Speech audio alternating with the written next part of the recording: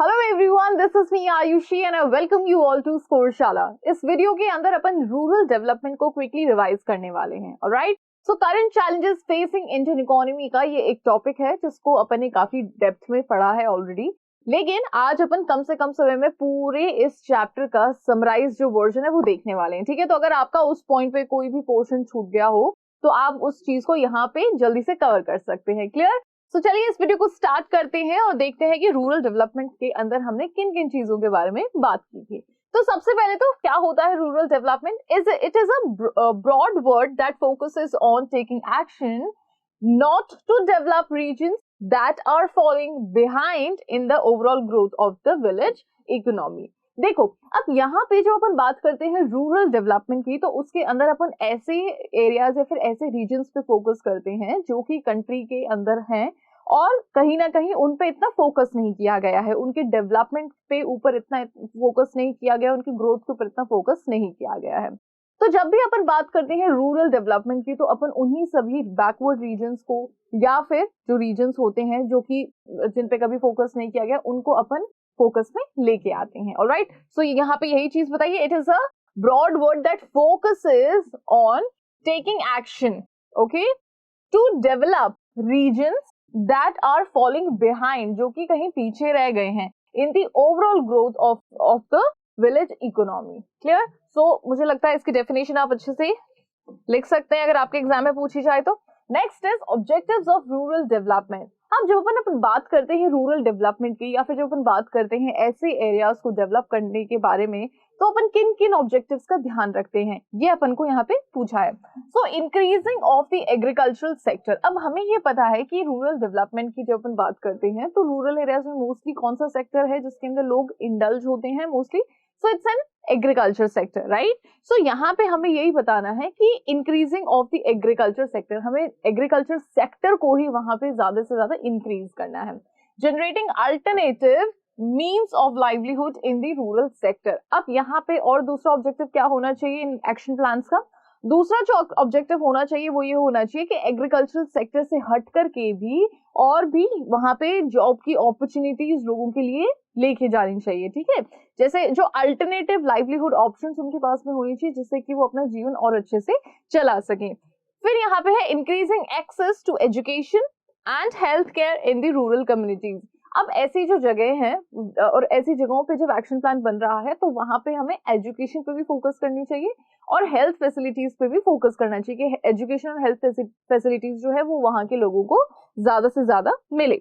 Next is infrastructural development. अब infrastructure development भी होना चाहिए, यहाँ पे रोड्स बननी चाहिए, अच्छी अच्छी बिल्डिंग्स बननी चाहिए, है ना। फिर वहां पे बच्चों के लिए स्कूल्स बनने चाहिए, कॉलेजेस बनने चाहिए, हॉस्पिटल्स होने चाहिए, तो इंफ्रास्ट्रक्चर पे भी फोकस करना चाहिए। Human resource development in rural areas. अब ह्यूमन रिसोर्स डेवलपमेंट पे भी फोकस करना चाहिए इन एरियाज के। ओके, पॉवर्टी एलिवेशन, और अगर इन रीजन्स के अंदर, इन एरियाज के अंदर अगर गरीबी बहुत ज्यादा है तो उनको एलिवेट करने के लिए, उनको खत्म करने के लिए, उन्हें उस पॉवर्टी को कम करने के लिए हमें ऐसे एक्शन प्लान्स पे फोकस करना चाहिए। तो ये कुछ ऐसे ऑब्जेक्टिव्स हैं जो कि आपको ध्यान रखने हैं। अब इन ऑब्जेक्टिव्स को ध्यान में रखते हुए एक्शन प्लान्स बनते हैं उन रीजन्स के अंदर जिनको डेवलप करने के बारे में सोचा जाता है। ऑलराइट, नाउ की initiatives in the rural development. अब रूरल एरियाज को डेवलप करने के लिए क्या क्या इनिशिएटिव्स लिए गए हैं? So crop diversification reduces risk and encourages commercialization of the agriculture। देखो, क्रॉप डाइवर्सिफिकेशन का क्या मतलब होता है? मोस्टली हमें पता है कि फार्मर्स क्या करते हैं कि भाई अगर कोई किसान है जो कि गेहूं की खेती करता है तो वो गेहूं उगाता है, ठीक है, जब उसका सीजन होता है, और फिर वो बाकी के 6 महीने फ्री रहता है, उसके पास में कोई काम नहीं होता। फिर नेक्स्ट ईयर जब वो सीजन आता है तब फिर वो गेहूं का कल्टीवेशन करता है। अब यहाँ पे हमें क्रॉप डाइवर्सिफिकेशन अगर हम ऐसे रीजन्स पे लेके जाते हैं, यानी कि जब जिस क्रॉप का जब सीजन है आप तब वो वाली क्रॉप आप ग्रो कर सकते हो, उसके अलावा आपको खाली क्यों बैठना है 6-7 महीने, आप कुछ और भी कर सकते हो। वहां पे फूलों की खेती कर सकते हो, वहां पे आप फ्रूट्स की खेती कर सकते हो, है ना। मतलब आप सीजन का वेट नहीं करना है आपको पैसे कमाने के लिए, आप उसके अलावा भी कुछ कुछ कर सकते हो। तो क्रॉप डाइवर्सिफिकेशन के ऊपर यहाँ पे फोकस किया गया। ठीक है, promotion of organic farming. Organic farming को जितना हो सके उतना ज्यादा यहाँ पे प्रमोट किया गया। with a view to make crop cultivation environment friendly। अब ऑर्गेनिक फार्मिंग को ज्यादा से ज्यादा एनकरेज इसलिए भी किया गया क्योंकि ये एक तरीके से environment friendly cultivation है, okay, as well as a sustainable process over a long period of time। then human resource development, तो यहाँ पे इन पे भी काम किया गया, वहां के जो ह्यूमन है मतलब ह्यूमन रिसोर्स है उसको भी ज्यादा से ज्यादा डेवलप करने के ऊपर सोचा गया। Health care improvement addressing both cleanliness and public health. अब यहाँ पे जो हेल्थ केयर के अगर सेक्टर की अगर अपन बात करें तो वहां पे बहुत ज्यादा इम्प्रूवमेंट लेके आए गए, ठीक है। सैनिटेशन जो थी वहां के लोगों की उसको और ज्यादा बेहतर बनाया गया। ऑलराइट, जो ऐसे हॉस्पिटल्स थे जहाँ पे डॉक्टर्स नहीं हुआ करते थे या फिर हॉस्पिटल्स नहीं हुआ ही नहीं करते थे, तो वहां पे हॉस्पिटल्स की सुविधा दी, जो बेसिक हेल्थ केयर फैसिलिटीज है उसकी सुविधा दी, डॉक्टर्स अच्छे से अच्छे वहाँ मतलब जो ऐसे रीजन है वहां पे लगाए गए। तो ये कुछ ऐसे इनिशिएटिव है जिन पर फोकस किया गया। Next is diversification of production activities in order to identify alternative crop cultivation as a source of sustainable existence. So sustainably exist करने के लिए, बिना किसी प्रॉब्लम के सर्वाइव करने के लिए वही चीज आ जाती है, क्रॉप डाइवर्सिफिकेशन पे फोकस किया गया। जैसे कि आपको लोन वोन ना लेना पड़े, ठीक है, जैसे कि फार्मर्स जो थे उनको किसी के नीचे दबना ना पड़े, वो अपना साल भर कमा सकते हैं, ठीक है। तो उस चीज पे ज्यादा से ज्यादा फोकस किया गया। A marketing mechanism that ensures that farmer receives a fair price for his produce. अब यहाँ पे मोस्टली क्या देखा जाता था कि फार्मर जो भी प्रोड्यूस करता था उसको वो अपने जो भी उसके ऊपर हेड होता था जिससे उसने लोन लिया होता था, या फिर क्या होता था कि एक मिडिलमैन होता था वो उसको बेचता था, फिर वो जो मिडिलमैन है वो फिर मार्केट में सप्लाई करता था। तो ये चीज पूरी तरीके से अबॉलिश कर दी गई, ये चीज पूरी तरीके से खत्म कर दी गई। एक प्रॉपर मार्केट मैकेनिज्म यहाँ पे बनाया गया इन लोगों के लिए, जहां पे ये फार्मर्स जाते थे और अपना जो क्रॉप है उसको वो डायरेक्ट जो भी डीलर है या जो भी सप्लायर है उनको वो सेल आउट कर देते थे, ठीक है। तो बीच में इंटरमीडिएटरी वाला जो पर्सन होता था वो बिल्कुल नहीं होता था, तो इनको लॉस फेस नहीं करना पड़ता था, और जो भी इनका कल्टीवेशन होता था उसके लिए इनको बिल्कुल फेयर प्राइस भी मिलती थी, ओके। Now rural credit. अब देखो अपन ने ना इसके अंदर कुछ प्रॉब्लम्स के बारे में बात करी थी कि रूरल डेवलपमेंट की जब बात करते हैं तो कुछ ऐसी प्रॉब्लम्स है जो कि इन रीजन्स के अंदर, इन रूरल एरियाज के अंदर जनरली देखने को मिलती है, जिसमें एक थी रूरल क्रेडिट की प्रॉब्लम और दूसरी थी रूरल मार्केटिंग की प्रॉब्लम। तो पहले क्रेडिट की देख लेते हैं, फिर उसके बाद में मार्केटिंग पे भी फोकस करेंगे। सो rural credit means credit for the farming communities, ठीक है। रूरल क्रेडिट का मतलब क्या है? क्रेडिट यानी कि loan for the farming communities. Farmers require credit for various purpose. अब जो फार्मर्स होते हैं उनको अलग अलग पर्पस के लिए क्रेडिट की जरूरत पड़ती है, जैसे परचेजिंग एग्रीकल्चरल टूल्स, उनको एग्रीकल्चर से जुड़े जो टूल्स होते हैं वो खरीदने होते हैं, मशीन्स खरीदनी होती हैं, उनको कुएं खुदवाने पड़ते हैं, ट्यूबवेल्स खुदवानी पड़ती हैं, परचेजिंग सीड्स खरीदने पड़ते हैं, फर्टिलाइजर्स, पेस्टिसाइड एक्सेट्रा, ये सारी चीजें उनको चाहिए होती हैं अगर उनको अपना प्रोडक्शन बहुत बेहतर करना होता है। और इन सभी चीजों को खरीदने के लिए, इन सभी चीजों के लिए उनको किस चीज की जरूरत पड़ती है? मोर ओवर उनको क्रेडिट की जरूरत पड़ती है। Alright, so the time between seeding and harvesting is a very long. तो यहाँ पे जब बीज बोया जाता है और जब फसल काटी जाती है, ये जो पूरा पीरियड होता है ये बहुत ही लंबा पीरियड होता है, right. As a result farmers have to borrow money to meet their demands at this time. तो इस टाइम के अंदर जब वो पीरियड होता है, जब आपने बीज बोया और जब आप फसल काटोगे, इस बीच के दौरान एक लंबा खासा टाइम होता है, तो आपको जीवन जीने के लिए फार्मर्स जो है यहाँ पे उनको अपना सस्टेनेबल लाइफ जीने के लिए उनको अक्सर क्या करनी पड़ती है? क्रेडिट की डिमांड करनी पड़ती है, उनको क्रेडिट की जरूरत पड़ जाती है, ठीक है। Now sources of rural credit. अब अपन ने ये तो देख लिया कि क्रेडिट क्या है और वहां पे लोगों को क्रेडिट की जरूरत क्यों पड़ती है रूरल एरियाज में। अब अपन ये देखते हैं कि जो क्रेडिट की सुविधा है वो कहाँ कहाँ से उनको मिलती है। तो दो सुविधा होती है, एक होती है नॉन इंस्टीट्यूशनल सोर्स और दूसरी होती है इंस्टीट्यूशनल सोर्स, ठीक है। तो नॉन इंस्टीट्यूशनल से स्टार्ट करते हैं। So the availability of rural credit can be divided into two categories. Non institutional source, these are the traditional source of agricultural credit in India। अब ट्रेडिशनल सोर्स यानी कि बहुत ही पुराना सोर्स है। Non institutional source जो होता है ये कोई ऐसे इंस्टीट्यूशन नहीं है, ये कोई और आप ये नहीं कह सकते कि कोई बैंक जैसी कोई कुछ ऐसे प्रेमाइस है, नहीं, बिल्कुल नहीं। नॉन इंस्टीट्यूशनल के अंदर मोस्टली जो मिडलमैन हो जाते हैं, जो लैंडलॉर्ड्स हो जाते हैं, जो जमींदार हो जाते हैं, ये सारे लोग आ जाते हैं। इनसे जैसे जब मैं इस चैप्टर को पढ़ा रही थी तो मैंने आपको बताया भी था कि जैसे गांव में मोस्टली क्या होता है, एक सेठ होता है, राइट, और उस सेठ के पास से जो छोटे मोटे किसान होते हैं वो लोन लेके जाते हैं, फिर वो समय के साथ में सेठ को चुकाते रहते हैं। तो ये जो सेठ होते हैं ना, ये आ जाते हैं नॉन इंस्टीट्यूशनल सोर्स के अंदर, जो ट्रेडर्स होते हैं, ठीक है ना, तो ये सारे आ जाते हैं इसके अंदर। सो दे इंक्लूड मनी लेंडर्स, ठीक है, जो सेठ अपन में यहाँ पे बात करें ना, उनको मनी लेंडर्स कहते हैं, relatives, traders, commission agents and landlords. तो ये सारे के सारे किसका पार्ट है, नॉन इंस्टीट्यूशनल सोर्सेस का। Now we will talk about the institutional sources. अब देखो नाम से काफी ज्यादा क्लियर हो रहा है आपको, इंस्टीट्यूशनल सोर्सेस यानी कि we are talking about the institution, one of the institution, है ना। अब ये गवर्नमेंट की भी हो सकते हैं, गवर्नमेंट के नहीं भी हो सकते, लेकिन हाँ ये प्रॉपर इंस्टीट्यूशन होते हैं, जैसे कमर्शियल बैंक्स होते हैं, नाबार्ड है, ठीक है, रीजनल रूरल बैंक्स हैं, ओके, तो ये सारे हैं।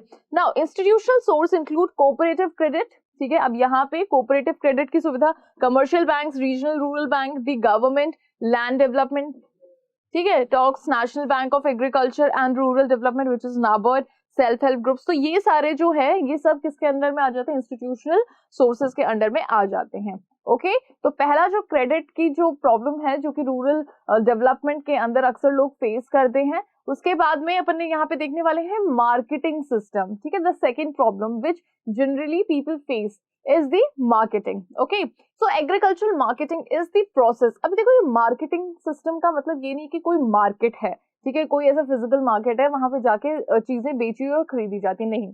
मार्केटिंग प्रोसेस, मार्केटिंग सिस्टम यानी कि पूरी एक हायरार्की है, इसके अंदर आप शुरू से लेकर के जब आप बीज बो रहे हो तब से लेकर के जब आप फाइनल यूजर को बेचते हो, ये पूरा का पूरा जो प्रोसेस है वो सारे इस पूरे प्रोसेस को अपन स्टडी करते हैं इसके अंदर में, ठीक है। तो agriculture marketing is the process of together storing, processing, transporting, packaging, grading and distributing various agricultural communities through out the country. आप देख रहे हो ये सारा का सारा एक प्रोसेस है, ठीक है। उसको स्टोर करके रखना, फिर उसको क्लीन करना, मतलब जो भी कल्टीवेटेड आपका जो भी क्रॉप है उसको स्टोर करो, उसको क्लीन करो, प्रोसेस करो, फिर उसको ट्रांसपोर्ट करो, फिर पैकेजिंग करो उसकी, फिर उसको ग्रेड करो कि अच्छी क्वालिटी का कौन सा है, खराब क्वालिटी का कौन सा है, फिर उसको जो फाइनल पोजीशन है वहां तक पहुंचाओ, फिर वहां पे लोग खरीदते हैं, फिर उनके घरों में जाते हैं। तो इट्स अ होलसम प्रोसेस हो गई है, ओके। इसी को अपन मार्केटिंग सिस्टम कहते हैं।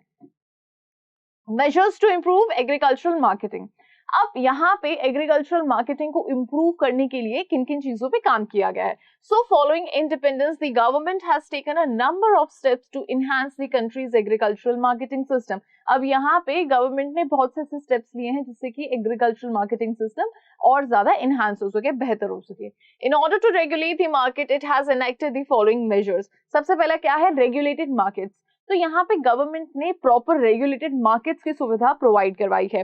The first measure was regulation of markets to create orderly and transparent marketing condition. अब यहाँ पे जो ये रेगुलेटेड मार्केट्स होते हैं इसके अंदर बिल्कुल ट्रांसपेरेंसी होती है। यहाँ पे ऐसा नहीं है कि प्राइस कुछ और बोली जा रही है पहले और फिर बाद में किसी और ही प्राइस पे खरीदा जा रहा है, बिल्कुल भी नहीं। वेट्स बिल्कुल यहाँ पे जो होते हैं वो बिल्कुल ऑथेंटिक होते हैं और यहाँ पे ट्रांसपेरेंसी होती है बेचने वाले में और खरीदने वाले में, ठीक है। तो यहाँ पे चोरी चकारी जैसी कोई चीजें बिल्कुल नहीं होती हैं। This is a set up to safeguard farmers from the misdeeds of the sellers and brokers. अब यहाँ पे ये इसलिए किया गया है जिससे कि फार्मर को किसी तरीके का नुकसान यहाँ पे ना फेस करना पड़े। वही फार्मर तो क्या करेगा कि अपना जो भी उसने प्रोड्यूस किया वो ब्रोकर को दे देगा। अब ब्रोकर यहाँ पे फार्मर को तो रेट उसने कुछ और बताई है, आगे जो खरीद रहा है उसको कुछ और रेट बता रहा है, तो इस तरीके से वो बीच में अपना कमीशन खाता है और बेचारा इस सब के अंदर जो जिसने एक्चुअल मेहनत करी होती है पूरी की पूरी उसको बहुत कम मिलता है। तो ये चीजें ना हो इसलिए यहाँ पे रेगुलेटेड मार्केट की फैसिलिटीज जो है वो गवर्नमेंट ने प्रोवाइड करवाई है। Next is cooperative marketing. अब देखो कोऑपरेटिव का मतलब ही है कि ऐसा सिस्टम जहाँ पे काफी सारे फार्मर्स एक साथ मिलकर के मार्केटिंग करते हैं। So marketing societies are formed by the farmers to sell the output collectively and to take advantage of the collective bargaining and obtaining a better price. तो यहाँ पे जितने भी फार्मर्स होते हैं वो सब साथ में मार्केटिंग करते हैं, ये सब अपनी जो प्रोड्यूस्ड गुड है उसकी प्राइस फिक्स करते हैं और उसके अंदर बार्गेनिंग नहीं करते हैं, ठीक है। However cooperatives have not been able to function properly. हालांकि कोऑपरेटिव मार्केटिंग इतना अच्छे से प्रॉपरली फंक्शन नहीं हो पाया है ना, कुछ सालों के अंदर, due to inadequate coverage of farmers member, क्योंकि इतने लॉयल्टी आपस में रहती नहीं है फार्मर्स की, ठीक है, और इतने लोग इकट्ठे नहीं हो पाते, that is also reason, inefficient management etcetera. तो ये कुछ ऐसे रीजन है जिसकी वजह से कोऑपरेटिव मार्केटिंग इतनी सक्सेसफुल नहीं हो पाई है, right. Next is infrastructural facilities. So government has also provided infrastructural facilities like roads, railways, warehouses, old storage and processing units in order to develop the rural sector of India. तो यहाँ पे जब अपन बात करते हैं इंफ्रास्ट्रक्चरल फैसिलिटीज की, तो यहाँ पे गवर्नमेंट ने इन फार्मर्स के लिए रोड्स बनवाई है, रेलवेज की जो सुविधा है वो इनको प्रोवाइड कराई है, स्टोरेज हाउस इनको दिए हैं, फिर उसके बाद वेयर हाउस इनको दिए हैं जहाँ पे ये अपना जो भी इनका प्रोडक्शन होता है उसको स्टोर कर सकते हैं, ठीक है। तो ये सारी की सारी सुविधाएं फार्मर्स के हित में होती हैं। Then is standardisation and grading, ठीक है। So grading and quality control helps farmers to get good prices for quality products produced by them. अब यहाँ पे ग्रेडिंग की मदद से क्या होता है कि जो भी आपने प्रोड्यूस किया उसको आप ग्रेड मतलब प्रॉपर ग्रेड कर सकते हो। अगर अच्छी क्वालिटी का है तो उसको अपर ग्रेड, मीडियम क्वालिटी का है तो उसको थोड़ा सा बिलो ग्रेड, अगर बिल्कुल लो कोर्स ग्रेड है तो उसको बिल्कुल वैसी वाली प्राइस मिलती है। तो अब ये ग्रेडिंग करने से अगर जितनी अच्छी क्वालिटी होगी उतनी ज्यादा बेहतर प्राइस मिलेगी उस फार्मर को, तो एक तरीके से उसके फायदे की सौदा है यहाँ पे। Also it simplifies the task, ऐसा करने से जो उनका टास्क होता है फार्मर्स का वो सिंप्लीफाइड हो जाता है बिल्कुल, and enhances the efficiency of their work, और उनके काम करने की जो एफिशिएंसी उसको और ज्यादा एनहांस करता है बाय प्रॉपर सेग्रीगेशन, जो प्रॉपर यहाँ पे उनके क्रॉप का सेग्रीगेशन हो जाता है ना, ऐसे अच्छा फिर ठीक ठाक फिर बिल्कुल खराब, ऐसे सेग्रीगेशन से उसका काम बिल्कुल प्रॉपर तरीके से हो जाता है, and बाइफिकेशन of the output different grades and standards, ठीक है। तो यहाँ पे ऐसे करने से एक तरीके से उस काम करने की जो उसकी कला है वो और ज्यादा इनहैंस होती है। Okay, now we'll talk about the policy instruments. अब यहाँ पे गवर्नमेंट कुछ पॉलिसीज भी लेके आई है फार्मर्स के हित के लिए, कौन कौन सी वो पॉलिसी ये अपन देखते हैं। तो first is minimum support price.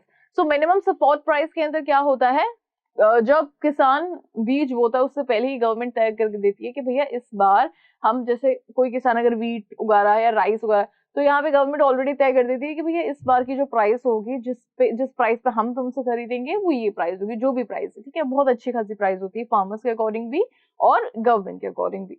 तो फार्मर्स ऐसे होते हैं कि भाई अगर उनको कोई खरीदने वाला मिल रहा है उस प्राइस से ऊपर प्राइस में, तो दे आर फ्री कि वो अपना प्रोडक्शन बेच सकते हैं, वरना अगर उनको कोई नहीं मिल रहा है और वो प्राइस देने के लिए कोई रेडी नहीं है, तो फिर वो गवर्नमेंट के पास में अपना सारा का सारा जो भी उन्होंने प्रोड्यूस किया है उसको वो गवर्नमेंट को सेल कर सकते हैं। गवर्नमेंट इनसे बहुत ही फेयर प्राइस में वो सारा का सारा प्रोडक्शन खरीद लेती है, ठीक है। So it is a policy just to help farmers. Clear? Now it is a price set by the government. अब मिनिमम सपोर्ट प्राइस की जब अपन बात करते हैं तो ये एक ऐसी प्राइस है जो कि गवर्नमेंट ने सेट की है of India in order to protect farmers interest. क्यों की है? ताकि फार्मर्स के इंटरेस्ट को वो प्रोटेक्ट कर सके in terms of the price of their agricultural products. किस टर्म्स में? उनके मतलब उनके जो भी उन्होंने एग्रीकल्चरली वो प्रोड्यूस कर रहे हैं उनकी प्राइस के अकॉर्डिंग, जैसे wheat, rice, maize, cotton, sugarcane, pulses and others. To help farmers recover their losses. अगर कोई किसान बहुत ही लॉस फेस कर रहा है और उसको कोई खरीदने वाला नहीं मिल रहा है, तो वो अपने लॉसेस को कवर करने के लिए वो क्या कर देता है, गवर्नमेंट को वो बेच देता है।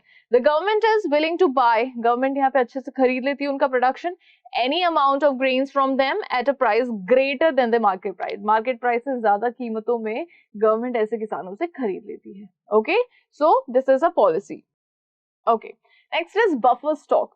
सो बफर स्टॉक क्या होता है? Food corporation of India, FCI, food corporation of India hold stock of crop. अब जो FCI है वो अपने पास में फूड स्टॉक रखता है। किस किस का फूड स्टॉक रखता है? वीट का और राइस का, in order to balance the price differences due to demand and supply. ठीक है, अब ऐसे क्यों करते हैं? जैसे सपोज करो कि मार्केट के अंदर सप्लाई नहीं है, ठीक है, लेकिन डिमांड बहुत ज्यादा है, तो FCI क्या करता है? FCI फिर वो जो उन्होंने इकट्ठा किया हुआ है वो उसको वो सप्लाई करता है मार्केट के अंदर, ठीक है। और या फिर कोई इमरजेंसीज हो जाती है ना, कोई कहीं पे कोई फ्लड आ जाता है, वहां पे लोगों के पास में खाने के लिए नहीं, तो फूड कॉर्पोरेशन ऑफ इंडिया क्या करता है? वहां पे जो भी स्टॉक इन्होंने खरीदा हुआ है वो वहां पे सप्लाई करता है, ठीक है, बफर स्टॉक।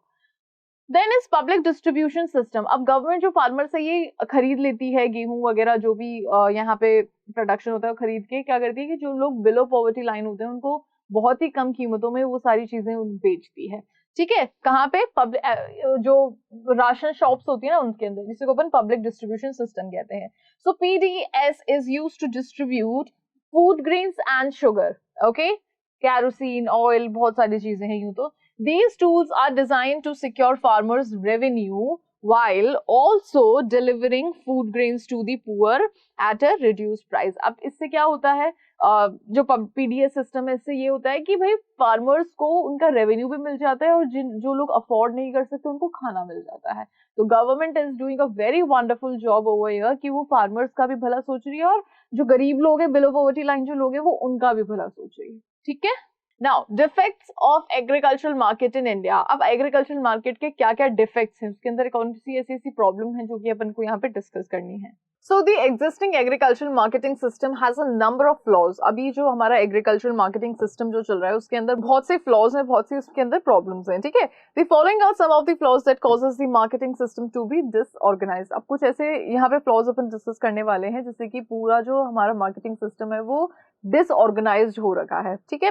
अब पहला क्या है, इनसफिशिएंट स्टोरेज फैसिलिटीज. हम यहाँ पे बात तो करते हैं कि हाँ भाई गवर्नमेंट ने वेयर हाउस की फैसिलिटी प्रोवाइड करवा रखी है, स्टोरेज फैसिलिटी प्रोवाइड करवा रखी है फार्मर्स को, लेकिन जितने फार्मर्स हैं, जितना कल्टिवेशन है उसके कंपैरेटिवली जो यहाँ पे स्टोरेज फैसिलिटीज है वो बहुत ही इनसफिशिएंट है, बहुत ही कम है. So lack of storage facilities for food grains and crops has damaged the products either by rats और इंसेक्ट्स और ड्यू टू द रेन. तो क्योंकि यहाँ पे जो स्टोरेज फैसिलिटीज है वो इतनी नहीं है जितनी होनी चाहिए, तो जो फसल होती है वो या तो रैट्स के थ्रू खराब हो जाती है, बारिश के थ्रू खराब हो जाती है, या फिर इंसेक्ट्स से खराब कर देते हैं. Okay. Now next is distress cell. तो अब देखो, जब स्टोरेज फैसिलिटी नहीं होती है तो यहाँ पे मजबूरन जो किसान होते हैं वो क्या करते हैं, वो कम से कम कीमतों में उनको वो जो भी प्रोडक्शन है वो बेचना पड़ता है. So most Indian farmers are poor and they have no capacity to wait for a better price. बहुत से ऐसे किसान हैं हमारे देश के अंदर जो गरीब होते हैं और वो बिल्कुल इस चीज का वेट नहीं कर सकते कि भाई मार्केट के अंदर एक बेटर प्राइस आएगी तब वो उसको बेचेंगे. नहीं, उनको क्या करना होता है कि भाई उनको पैसे की जरूरत होती है तो कम से कम कीमतों में उनको अपना अनाज बेचना पड़ता है. They sell the commodities at whatever price is available. वो अपनी कमोडिटीज को जो भी प्राइस अवेलेबल होती है उस प्राइस के अंदर वो बेच देते हैं. And hence as a result they have to sell their output at low price. और इसका रिजल्ट क्या होता है कि उनको अपना जो भी आउटपुट होता है वो बहुत ही कम कीमतों में बेचना पड़ता है. किसको? टू विलेज मनी लेंडर्स और traders in distress. Okay. Next is lack of transportation. Transportation की बहुत ज्यादा कमी है. So as a result of inefficient transportation system, farmers cannot reach the market to sell their product. अब यहाँ पे transportation system की कमी है तो जो फार्मर्स होते हैं वो मार्केट तक मोस्टली पहुंच नहीं पाते हैं अपने प्रोडक्ट को सेल करने के लिए. ओके. इन एफिशिएंट ट्रांसपोर्टेशन सिस्टम की वजह से क्या होता है, फार्मर्स मार्केट तक नहीं पहुंच पाते अपने प्रोडक्ट को सेल करने के लिए एक फेयर प्राइस पे. Hence place utility can not take place. Okay. तो यहाँ पे जो चीज उनको मिलनी चाहिए वो उनको प्रॉपर्ली नहीं मिलती है, जो प्राइस उनको मिलनी चाहिए वो उनके क्रॉप्स के लिए नहीं मिलती है. ओके. Next is middleman. अब यहाँ पे होता क्या है कि डायरेक्ट काफी बार ना फार्मर अपने जो कस्टमर्स होते हैं उनसे डायरेक्ट डील नहीं करते. बीच में कोई ना कोई ब्रोकर या मिडलमैन तो डेफिनेटली होता है जो कि फार्मर से खरीदता है और आगे बेचता है और बीच में अपना कमीशन लेते हैं. सो मिडलमैन की भी प्रॉब्लम है. So long chain of middleman और intermediaries between the cultivators and consumer. जो कल्टिवेट कर रहा है और जो कंज्यूमर है उसके बीच में बहुत से मिडलमैन होते हैं. Also reduces the profit of the producer. अब ये मिडलमैन क्योंकि अपना कमीशन ले लेते हैं तो बीच में जो प्रोड्यूसर यानी कि जो हमारा फार्मर है उसका प्रॉफिट भी बहुत कम हो जाता है. With a major chunk being taken by the mediator himself. क्योंकि इसमें से काफी ज्यादा तो वो मीडिएटर खुद ही अपने आप में ले लेता है. अब अदर इश्यूज, और कौन कौन से इश्यूज हैं? So there are also other defects like lack of institutional finance. Institutional finance की कमी है. नॉन इंस्टीट्यूशनल सोर्सेज की ज्यादा वहां पे डिमांड होती है ऐसी जगहों पे. इंस्टीट्यूशनल फाइनेंस की कमी है. लैक ऑफ गाइडेंस की कमी है. Which make the Indian marketing system disorganise. जिससे कि पूरा का पूरा इंडियन मार्केटिंग सिस्टम कैसा हो रखा है? डिसऑर्गेनाइज्ड हो रखा है ना. Okay. Now diversification of agricultural activity. अब अपन बात कर रहे थे एग्रीकल्चरल एक्टिविटी की डाइवर्सिफिकेशन के बारे में. अभी अपन ने बात करी थी, ऑब्जेक्टिव्स के अंदर भी अपन ने बात करी थी. तो क्या है इसको जरा देखिए. So diversification of crop production. Crop diversification entails switching from a single cropping system to various cropping system. अब डाइवर्सिफिकेशन के अंदर अगर कोई किसान सिंगल क्रॉपिंग सिस्टम को फॉलो कर रहा है तो वो मल्टी क्रॉपिंग सिस्टम को फॉलो करने लगेगा या फिर वेरियस क्रॉपिंग सिस्टम को वो फॉलो करने लगेगा। This also involve shifting cropping patterns from food grains to cash crops. अब इसके अंदर क्या होता है कि जैसे एक सीजन में तो फार्मर फूड ग्रेन्स की खेती कर रहा है, अगले सीजन में वो कोई कैश क्रॉप की खेती कर रहा है जैसे कॉटन, जूट, है ना, इन सब की, फिर वापस वो किसी फूड ग्रेन की कर रहा है फिर, तो इस तरीके से वो अपने पैटर्न को चेंज करता रहता है। The main aim is to promote the shift from subsistence farming to commercialization. अब ऐसा करने में इनका मेन एम क्या होता है कि आप सब्सिस्टेंस से कमर्शियलाइजेशन पे शिफ्ट हो जाते हो। मतलब पहले आप खेती कर रहे हो आप अपने लिए, अपने परिवार के लिए कि भाई उनका गुजारा कर सको, फिर कैश क्रॉप के अंदर आप खेती कर रहे हो मार्केट के लिए, मतलब मार्केट में उसे बेच सको for commercialization. Okay, now as the agricultural sector is already congested, हमें पता है कि जो हमारा एग्रीकल्चर सेक्टर है वो बहुत ही कंजेस्टेड है, हमारी पॉपुलेशन बहुत ज्यादा है जो कि इंगेज है एग्रीकल्चरल सेक्टर में। The majority of growing labour population has to look for work and employment in non agricultural industries and allied activities such as livestock, poultry, fisheries etcetera. तो यहाँ पे इतनी जितनी ज्यादा पॉपुलेशन ऑलरेडी एंगेज्ड है agriculture के अंदर तो उतना काम नहीं है, मतलब उतना लोगों के पास में, लोगों के लिए इतना काम नहीं होता, तो उनको नॉन एग्रीकल्चरल एक्टिविटीज के अंदर शिफ्ट होना पड़ता है बहुत से लोगों को, जिसके अंदर एनिमल हस्बेंड्री या फिर लाइफ स्टॉक आप कह सकते हो, पोल्ट्री, फिशरीज, ये सारी चीजें होती हैं। This will provide an alternative source of money. अब इन चीजों में, इन एक्टिविटीज में इन्वॉल्व होकर के उनको अल्टरनेटिव सोर्स ऑफ मनी भी मिलता है, while also providing a sustainable livelihood, और उनको साथ ही साथ अच्छा जीवन यापन भी वो कर सकते हैं, ठीक है, इन एक्टिविटीज के अंदर इंडल्ज होके। नाउ इट इंक्लूड्स, अब इसके अंदर क्या क्या चीजें आ जाती हैं, ये जो नॉन एग्रीकल्चर फार्मिंग की हम बात करें इसके अंदर क्या क्या चीजें आ जाती हैं, लाइफ स्टॉक या animal husbandry. So it is the practice of life stock production.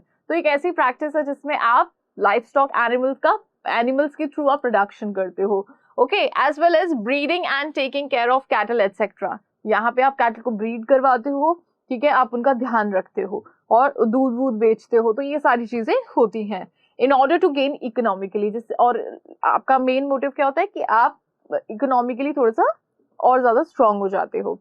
Next is fisheries. So for the fishing communities, जितनी भी फिशिंग कम्युनिटीज होती है, the water bodies are the provider and the mother. उन लोगों के लिए अब ऑब्वियसली उनका पूरा जीवन फिशेज पे डिपेंड कर रहा है, तो जो वाटर बॉडीज होती हैं उनके लिए वो उनकी मदर होती है, माँ होती है, प्रोवाइडर होती है। Hence water source are an integral part of the lives of the fishing communities. तो इन लोगों की लाइफ का सबसे मेन पार्ट होता है, जो फिशिंग कम्युनिटीज होती हैं इनकी लाइफ का बहुत ही मेन पार्ट होती है वाटर बॉडीज, क्योंकि इसी की मदद से ही अपना जीवन चलाते हैं।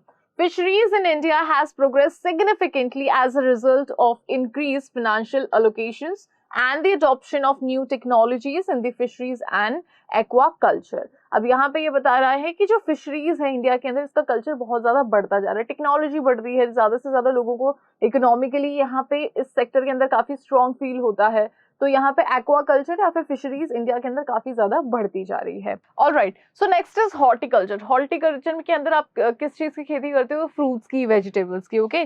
सो it is the branch of agriculture concern with growing plants for human consumption, ठीक है, यहाँ पे प्लांट्स यानी कि फ्रूट्स, वेजिटेबल्स की खेती की जाती है ताकि ह्यूमन उसे कंज्यूम कर सकें, therapeutic purpose and ornamental gratification. Next is other options. So IT has played a crucial role in looking for options other than agricultural and farming activities which would help in the sustainable development. अब information technology ने बहुत से यहाँ पे मतलब काफी crucial role play किया है just to look for an option other than agricultural activities या फिर farm activities कह सकते हो and non-farm activities which would help in sustainable development, जो कि कहीं ना कहीं sustainable development के अंदर काफी ज़्यादा help कर सके. All right? Now, we'll talk about the organic farming over here. So, it is a natural way of growing foods. Organic farming क्या है? ये एक ऐसा तरीका है जिससे आप naturally foods grow करते हो। यहाँ पे आप किसी भी तरीके के chemical का use नहीं लेते हो, pesticide, insecticide, इन किसी भी चीज़ का आप use नहीं लेते हो। बहुत ही organic manure का use लेकर के आप यहाँ पे cultivation करते हो। So, synthetic chemical fertilizers and genetically engineered organisms are not used in this procedure. तो ऑर्गेनिक फार्मिंग के वाले प्रोसीजर में इन सभी चीजों का हम यूज नहीं लेते हैं। It is both environment friendly and necessary for long term development. So ये दोनों ही होते हैं, ये एनवायरमेंट फ्रेंडली भी होते हैं, ठीक है, एट फर्स्ट प्लेस, एंड कहीं ना कहीं ये लॉन्ग टर्म डेवलपमेंट को भी ये एनकरेज करते हैं। Alright, it has a zero impact on environment. अब ऑर्गेनिक फार्मिंग का नेगेटिव इम्पैक्ट जो है एनवायरमेंट वो बिल्कुल जीरो होता है। एडवांटेजेस देख लीजिए इसके। It replaces more expensive cultural input. अब देखो ऑर्गेनिक फार्मिंग के अंदर आपको कुछ भी एक्सपेंसिव चीजों की जरूरत नहीं पड़ती, ना केमिकल की, ना पेस्टिसाइड, इंसेक्टिसाइड, HYV सीड्स, किसी चीज की जरूरत नहीं पड़ती है। Okay, so it replaces more expensive agriculture inputs like HYV seeds, chemical fertilizers, herbicides and so on with locally generated organic inputs. So इन चीजों की जगह आप क्या यूज करते हो ऑर्गेनिक फार्मिंग के अंदर? locally generated organic inputs that are less expensive, जो कि कम महंगे होते हैं, offer good returns on the investment, और काफी अच्छा रिटर्न इनसे मिलता है। यानी कि जो प्रोड्यूस किया हुआ जो भी आपने जैसे कोई क्रॉप प्रोड्यूस किए, फ्रूट्स प्रोड्यूस किए, वेजिटेबल प्रोड्यूस किए, तो वो काफी अच्छा, उसका हेल्दी भी होते हैं और टेस्टियर भी होते हैं। It generates income through export as the demand for organically grown crops is on the rise. अब यहाँ पे इस ऑर्गेनिक फार्मिंग के अंदर जो भी आप प्रोड्यूस कर रहे हो, करना कल्टीवेशन कर रहे हो, उसको डायरेक्टली एक्सपोर्ट भी किया जाता है, क्योंकि डिमांड लोगों की बहुत ज्यादा बढ़ रही है ऑर्गेनिकली ग्रोन फूड्स की। Okay, now it provides nutritious food, ये न्यूट्रिशियस फूड प्रोवाइड करता है। Since organically cultivated food has more nutritions, क्योंकि इन फूड के अंदर बहुत ज्यादा न्यूट्रिशंस होते हैं जो कि compare to that food which is grown chemically. Okay, so then food produce through chemical farming. It has the potential to create more jobs in India because it require more laborers. अब organic farming का एक और plus point है, वो ये है कि इस फार्मिंग के अंदर ज्यादा से ज्यादा लेबर की जरूरत पड़ती है, तो कहीं ना कहीं ऑर्गेनिक फार्मिंग के अंदर पोटेंशियल है कि ये एम्प्लॉयमेंट को बढ़ा सके। Okay, to grow organic crops then chemically generated commodities. Organic food is pesticide free. Organic food जो होता है वो बिल्कुल पेस्टिसाइड फ्री होता है and is produced in the environmentally sustainable way. और इन्वायरमेंटल के अंदर मतलब बिना किसी इन्वायरमेंट को हार्म करे बहुत ही सस्टेनेबल तरीके से ये प्रोड्यूस किया जाता है, दस positively contributing towards the society. और कहीं ना कहीं सोसाइटी के अंदर बहुत ही पॉजिटिवली ये कंट्रीब्यूट करता है, बिना सोसाइटी को, बिना इन्वायरमेंट को हार्म करे। अब इसके कुछ डिसएडवांटेजेस देखते हैं। देखो कोई भी चीज होती है, अगर उसके प्लस पॉइंट्स होते हैं तो उसके नेगेटिव पॉइंट्स भी होते हैं। ऑलराइट, सो इसके डिसएडवांटेजेस क्या है? Lack of awareness. अब अवेयरनेस की बहुत ज्यादा कमी है ऑर्गेनिक फार्मिंग के अंदर। So farmers are unaware and uneducated. जो किसान हैं वो ऑर्गेनिक फार्मिंग से अगर जुड़े हैं तो बहुत से ऐसे किसान हैं जो कि इस चीज के बारे में बिल्कुल अनअवेयर है और बिल्कुल अनपढ़ हैं इस चीज के अंदर। Hence they aren't aware much of this concept, और उनको इस कॉन्सेप्ट के बारे में ज्यादा कुछ नहीं पता है। दो through raising farmer awareness and willingness to adopt new method this situation could be improved. So अगर किसान कोई नया मेथड अगर अडॉप्ट करना चाहते हैं, अगर उनके अंदर मतलब इच्छा है, डिजायर है, तो फिर हो सकता है कि जो ऑर्गेनिक फार्मिंग है वो बहुत आगे तक चले। Okay, lack of infrastructure. Organic farming के अंदर जो इंफ्रास्ट्रक्चर जिसकी जरूरत होती है वो बहुत ही कम है। So there is no sufficient infrastructure और marketing facilities available to support the growth of organic crops. So ऐसा कोई भी इंफ्रास्ट्रक्चर नहीं है, या फिर आप ये कह सकते हो कि कोई भी ऐसी मार्केटिंग फैसिलिटीज नहीं है जो कि कहीं ना कहीं ऑर्गेनिक फार्मिंग को सपोर्ट कर सके। Organic farming should be supported by an educate agricultural policy. अब ऑर्गेनिक फार्मिंग को सपोर्ट मिलना चाहिए, कैसे? इसके लिए एक प्रॉपर और एक अच्छी एग्रीकल्चरल पॉलिसी बननी चाहिए।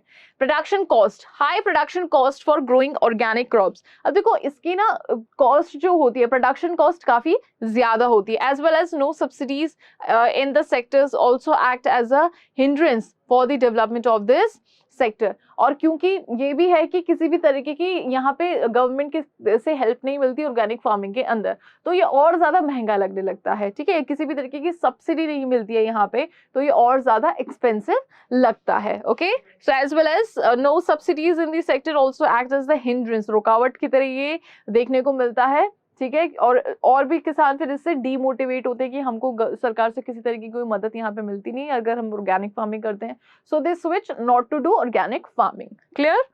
Now we'll talk about the sustainable development. So sustainable development मतलब क्या होता है?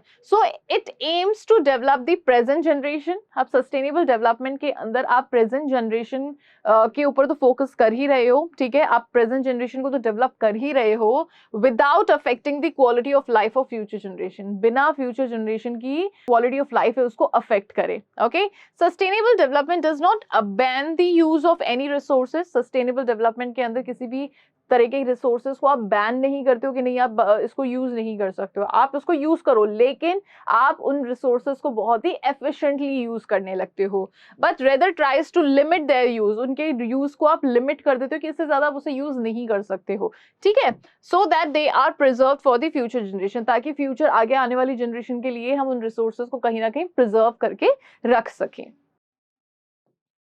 Now operation flood. Operation flood क्या है? सो इट लॉन्च इन 1966, ठीक है, ये फ्लड, ये जो ऑपरेशन है ये कब लॉन्च हुआ था? 1966. Operational flood is a system of milk cooperatives. अब ये जो एक सिस्टम है ऑपरेशन फ्लड, ये क्या, किसका मतलब किसके ऊपर ये बेस्ड है? So it is a system of milk cooperatives.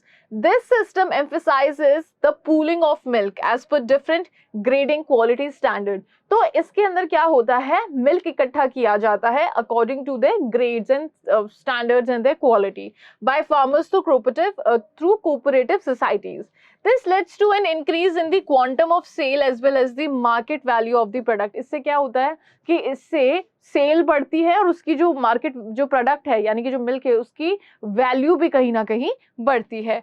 The production of milk is also said to have increased fourfold due to this system. इस सिस्टम की मदद से जो मिल्क का प्रोडक्शन है वो 4 गुना बढ़ गया है.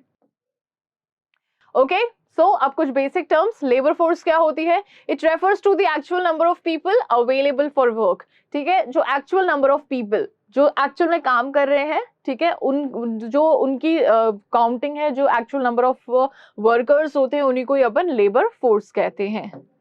कोऑपरेटिव मार्केटिंग क्या है? So it is a system in which farmers organize marketing society. यहाँ पे ये एक ऐसा सिस्टम है जहाँ पे फार्मर्स मिलकर के एक मार्केटिंग सोसाइटी बनाते हैं to sell the produce collectively, जहाँ पे वो अपना जो भी प्रोडक्शन कर रहे हैं उसको कलेक्टिवली सेल करते हैं एक ही कीमत पे, and take advantages of collective bargaining tactics, और कहीं ना कहीं कलेक्टिवली वो बार्गेनिंग भी कर लेते हैं और उस चीज को बड़ा वो इंजॉय करते हैं, ठीक है, उस चीज का वो एडवांटेज लेते हैं. Non farming sector, so it refers to job in the government या फिर एग्रीकल्चर से हटके दूसरे कोई भी काम.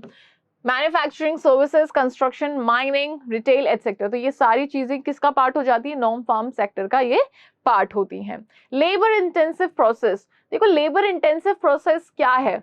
It refers to process or industry that uses a significant quantity of labor to produce this product. Labor intensive technique और capital intensive technique ये अपन ने पढ़ी है, right? अब labor intensive technique के अंदर अपन ज्यादा से ज्यादा labor का use लेते हैं for production, और capital intensive technique के अंदर अपन technology capital का use लेते हैं for their production. ठीक है, तो labor intensive process यही है जहाँ पे labor को ज्यादा से ज्यादा use लिया जाता है. So next is role of IT industry in agricultural development. अब यहाँ पे अपन देखने वाले हैं कि एग्रीकल्चरल सेक्टर के अंदर IT यानी कि इंफॉर्मेशन टेक्नोलॉजी ने किस तरीके से रोल प्ले किया है, किस तरीके से एक बहुत ही क्रूशियल रोल रहा है IT का in different sectors. We know this very well and we will be studying about कि IT किस तरीके से इंपॉर्टेंट रहा in agricultural sector. So many sectors of Indian economy have been transformed by the information technology. तो बहुत से ऐसे sectors हैं जो कि पूरी तरीके से ट्रांसफॉर्म हो गए इंफॉर्मेशन टेक्नोलॉजी की वजह से. There is a broad agreement that IT will play a critical role in achieving sustainable development and food security. So यहाँ पे एक चीज है कि IT बहुत ही अच्छा रोल प्ले करेगा in sector of sustainable development and in sector of food security. Through proper information and software tools, the government has been able to predict areas of food insecurity. देखो government के पास में proper software tools की मदद से और proper information की मदद से गवर्नमेंट इस चीज को प्रेडिक्ट कर सकती है कि कहाँ पे फूड इनसिक्योरिटी होने वाली है, ठीक है, एंड वल्नरेबिलिटी टू प्रिवेंट और reduce the situation of emergency food requirement. और इसी चीज को ध्यान में रखते हुए गवर्नमेंट मतलब ऐसे एरियाज को प्रिवेंट कर लेती है जहाँ पे फूड की जरूरत होती है, फूड रिक्वायरमेंट्स की वहाँ पे जरूरत होती है। तो ऐसे एरियाज को मतलब जरूरी है कि वो प्रिवेंट भी करे और वहाँ के लोगों को वो मदद भी करे, जो कि बहुत अच्छे से कर पाती है just with the help of information technology. Role of IT industries in the agriculture development ही अभी कंटिन्यू कर रहे हैं, it also has a positive impact on the agriculture sector as it circulates information regarding technologies and its application prices. अब यहाँ पे information spread भी होती है between all the farmers regarding technologies कि भाई अब कौन सी नई टेक्नोलॉजी आई है, एप्लीकेशन प्राइस उसको किस तरीके की, मतलब उसको किस तरीके से लगाना है, क्या है उसकी, उस एप्लीकेशन की प्राइस क्या है, वेदर किस तरीके का है, सॉइल कंडीशन कैसी है, डिफरेंट क्रॉप्स कैसे कैसे ग्रो करने हैं, उसके लिए किस तरीके की सॉइल की जरूरत पड़ेगी, सॉइल क्या वो नॉर्मल है या जो क्रॉप आप सोच रहे हो उसके लिए। तो ये सारी के सारे इंफॉर्मेशन IT की मदद से जो फार्मर्स हैं वो ले सकते हैं। This has resulted in a greater understanding of agriculture and related assets. तो इससे एग्रीकल्चर को और ज्यादा बेहतर तरीके से समझ पाए हैं फार्मर्स हर एक एक्सेप्ट में। The aim of increasing the role of information technology is to make every village a knowledge center. अब यहाँ पे IT का मेन रोल ये है कि भाई हम हर एक गांव को एक नॉलेज सेंटर बना पाएं, where IT provides a sustainable option of employment and livelihood. जहाँ पे IT लोगों को जॉब्स भी प्रोवाइड करवा पाए, IT के जरिए लोगों को एम्प्लॉयमेंट मिले और अपना अच्छा खासा जीवन वो जी सकें। ऑलराइट, सो यहाँ पे आपका रूरल डेवलपमेंट होता है पूरी तरीके से कंप्लीट। मुझे पूरी उम्मीद है कि आपको पूरा चैप्टर अच्छे से समझ में आ गया होगा। इसमें अपन ने पूरा चैप्टर दोबारा से रिवाइज कर लिया है। कहीं पे अगर कोई भी प्रॉब्लम है तो वो आप कमेंट सेक्शन में मुझसे पूछ सकते हैं। आपको वीडियो कैसा लगा ये जरूर बताइएगा मुझे कमेंट सेक्शन में। अगर अच्छा लगा है तो वीडियो को लाइक कीजिएगा, चैनल को सब्सक्राइब कीजिएगा और इसको शेयर करना बिल्कुल मत भूलिएगा। Thank you so much.